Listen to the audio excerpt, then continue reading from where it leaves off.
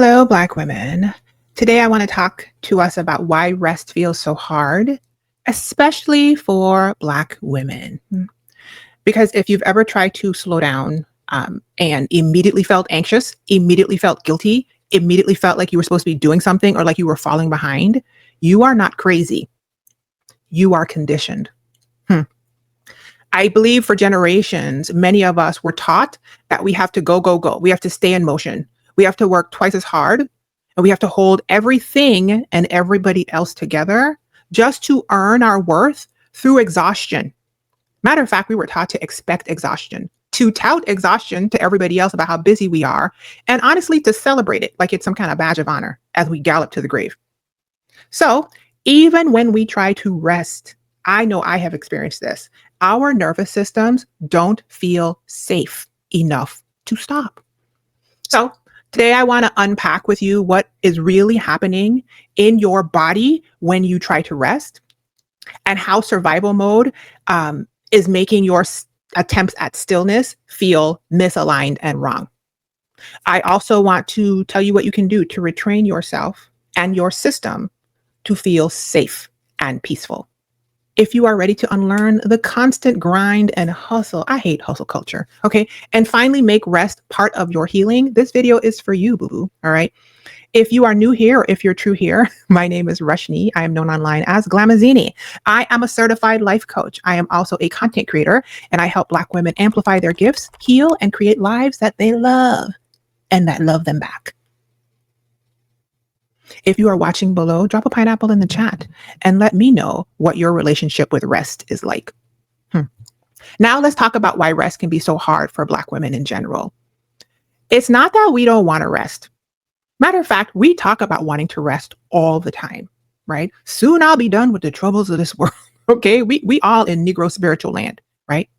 It's not that we don't want to rest. It's that our bodies don't believe that stopping and rest is safe to do. Okay.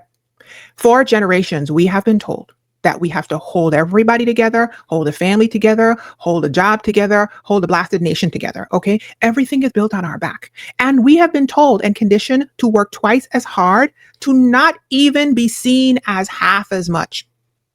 We are constantly striving to prove to some external source that we are enough and that we deserve. Okay. Fill in the blank with what we've been told. We got to prove to deserve everything. All right.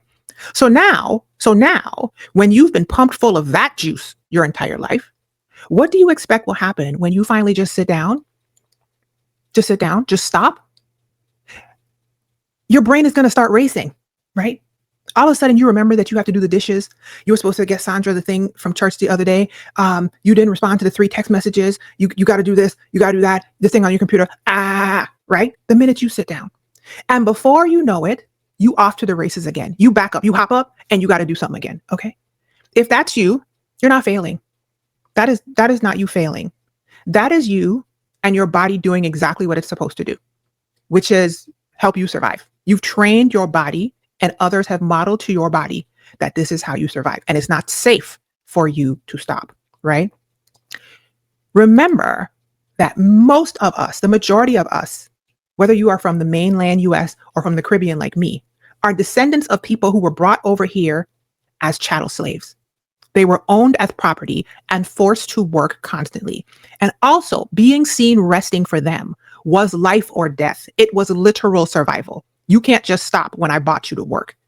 And remember that there are epigenetic things inherited in our body physically, our mind, and our spirit that tie back to that. It's sad, but it's true. And I believe this is an appropriate time for a reminder. Okay. So now let me teach you a little bit about the nervous system if you don't know. Your nervous system is composed of your brain, your spinal cord, and all of the nerves that shoot off of your spinal cord into your body, right? It runs the show. Think about your nervous system like your body's control center. If you've ever seen the movie Inside Out, where they have that big control board and all the emotions are running the thing, think about your nervous system as a control board, okay? It's the switchboard for everything. It controls your heart rate. It controls your breathing. It controls your digestion. It controls your emotions, even though the emotions were controlling it. It controls your reactions to things. It controls all of it. In my mind, nobody's ever told me this, but y'all know I like to come up with my own stuff. In my mind, your nervous system is how your spirit interacts with your soul to control your body. It's how the three parts of you interact with each other. The divine, whatever you are, spirit, energy, whatever it is, uses this soul-based system and physical organs to interact and send signals out.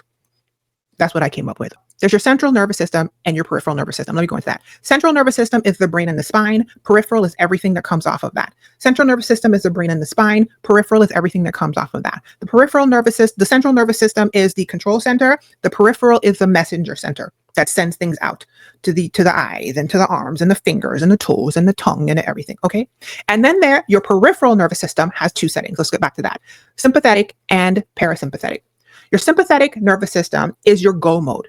It's your action response. It's your, oh my God, I'm in danger. It's your, I sense a threat. I do not feel safe. And now I have to do something. Right? I have to become activated to get myself to feel safe again. It's your fight, your flight, your freeze, all of the stress responses that we've all learned. And that is when your energy in your body senses a threat, real or perceived. Yes. Epigenetic or not. Okay.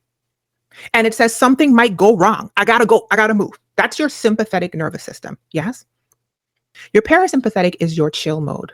Okay. It's your rest and digest. It's when your prefrontal cortex gets a hold of your amygdala and it's like, relax, relax. We are safe now. We can breathe. You see how it's the smooth jazz version of Rushni when she shows up on these videos. Yeah. But y'all, here's the problem. How many of us Black women have ever been able to consistently access the parasympathetic chill mode without actual practice and intention? Oh, wait. I know I never was able to do it. Okay.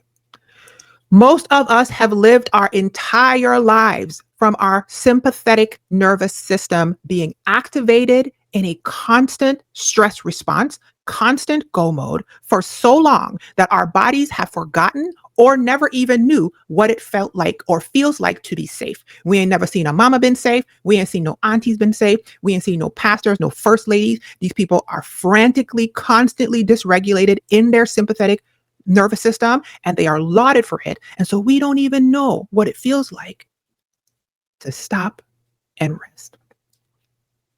I don't blame them because our ancestors, alive and not alive, didn't actually get to rest. They didn't get to stop and feel safe. Their bodies had to be in that space to survive. Our mothers were never praised for resting. How many of you saw your mother praised for resting? Or did you see her just collapse, keep going?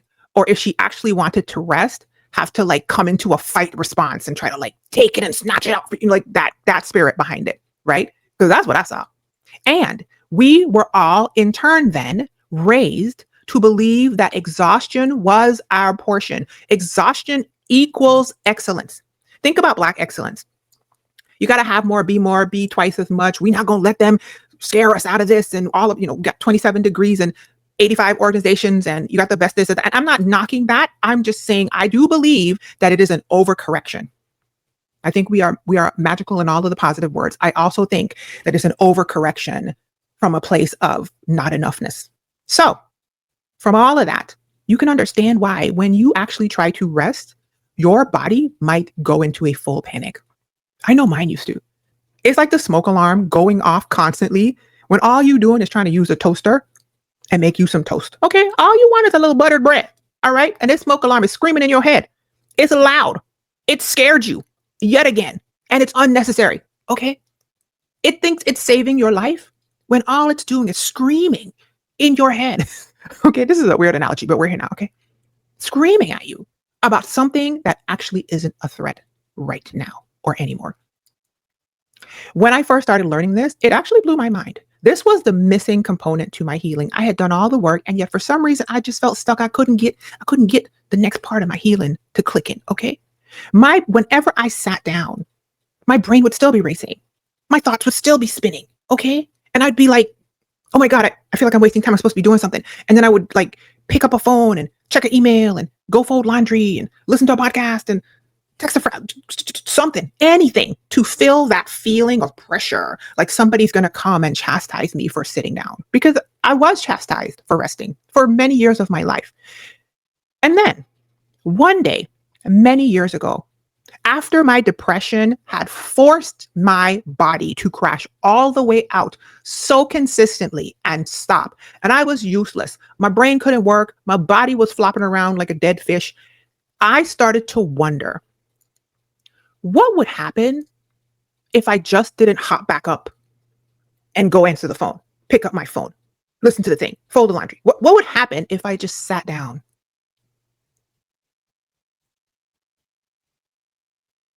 and paused?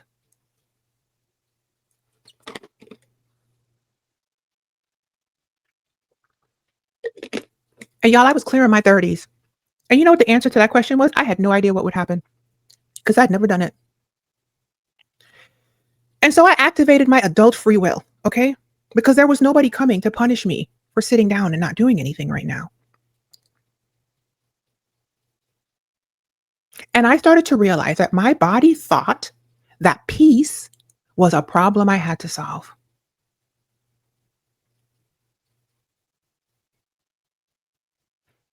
I started to remember, recall, and currently observe that that's what I was modeled everywhere, especially by Black women who came before me in my life.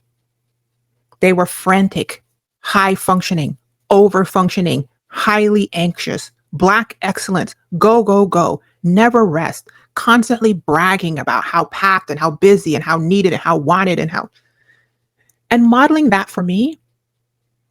And I didn't want it. You know, I always say, check the tree before you pick the fruit. I checked the trees and I stopped incrementally picking fruit from those people. And I started to practice rest on purpose. And I started to seek out Black women who were resting for the first time in my 30s. What that practice look like? It wasn't nothing fancy, y'all. I started with little things, stopping and taking a deep breath.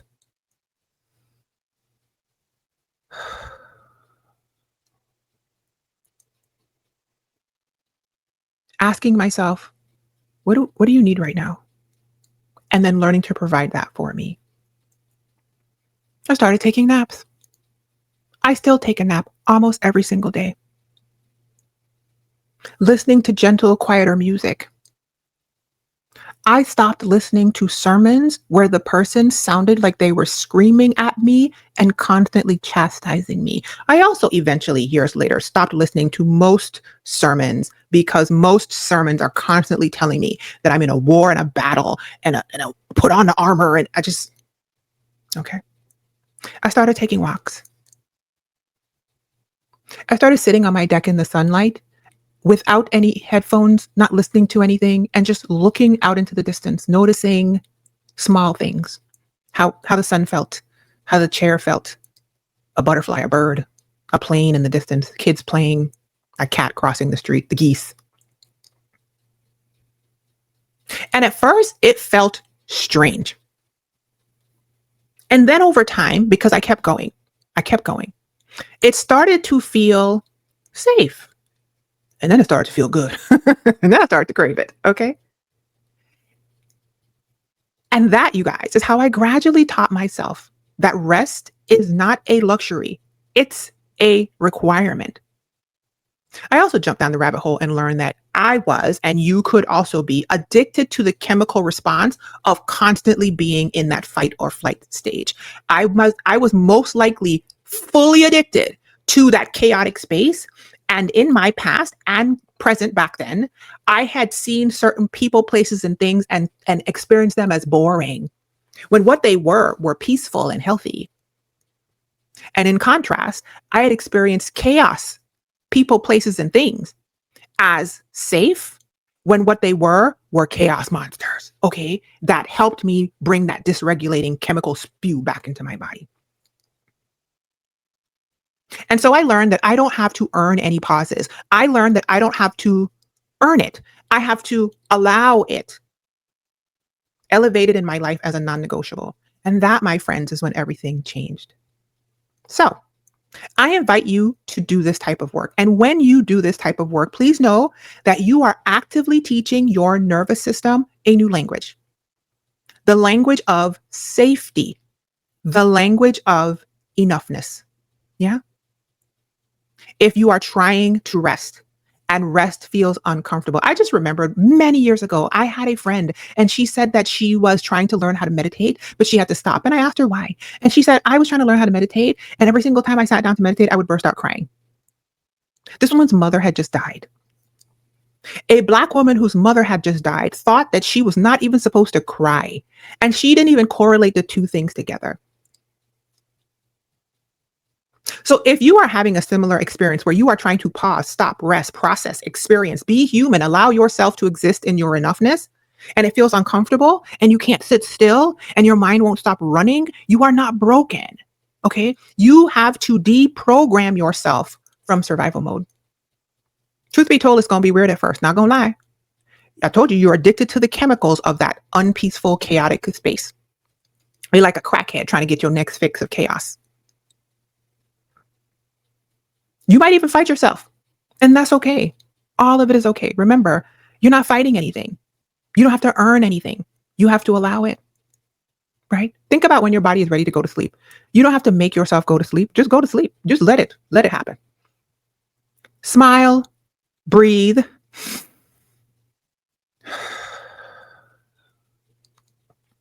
And rest anyway. You will begin to show your body that peace does not mean danger. It means safety and ultimately your freedom. If you are new here or if you are true here, things are evolving in my coaching membership. I have sat down recently and allowed myself to reimagine that space yet again, to slow down, to heal, and to rebuild how we learn in that community, so that we actually create a life that we love with intention, that wildly loves us back. Because I found myself teaching a lot and giving you all this information, which is more over functioning. But I also found that in specific spaces, I really enjoyed the integration and the action part of it, where I actually was helping the women create the lives that they love. So to that end, the Pineapple Crowns membership is lovingly being absorbed into my Create Your Year virtual planning retreat and becoming one thing, which I'm calling Create Your Life Virtual Planning Retreat plus 10-month incubator. I made a little ticker. Look at me. I'm fancy. Okay. What is that, Rashni? It's a year of clarity, healing, and accountability for Black women who are creating lives that they love from a place of enoughness. It is the planning retreat with a little razzle dazzle sprinkled all over it. Okay. With more healing. Okay. Better ingredients, better pizza. All right. Create your life. Okay. It starts out with a week of focused self-paced course material. I meet with you for 4 live group Zoom calls during that week with the other participants. And then after that, you get 10 monthly live group Zoom accountability calls to help you stay consistent, creating, remind you that you are enough, and help you work the plan that you created in the first week with ease and clarity. The December cohort starts on December 12th. Yes? And you can find the link in the information box of this video, or you can visit bit.ly/virtual planning retreat. If you go to glamazini.com, you can click on Create Your Life Virtual Planning Retreat. It will take you to the same page. It is open for enrollment right now. The price is $399 for an entire year of coaching. That will go up on November 1st to $499. And then it will go up again on December 1st. So if you are interested in joining a group of women who create the lives that they love, come and join us. It is always a good time. And I will help guide you through creating your plan based off of your identity, and then having your vision for the next year, as well as your systems, and then 10 months of accountability, structure, clarity, community, consistency, and peace. If nothing else, click the link and go read the testimonials to see what the ladies think about it. All right. Imagine that, except better. Be well, you guys. Be encouraged. Take time to rest and keep creating. Here's a pineapple. Bye, y'all. Love a black woman from infinity to infinity.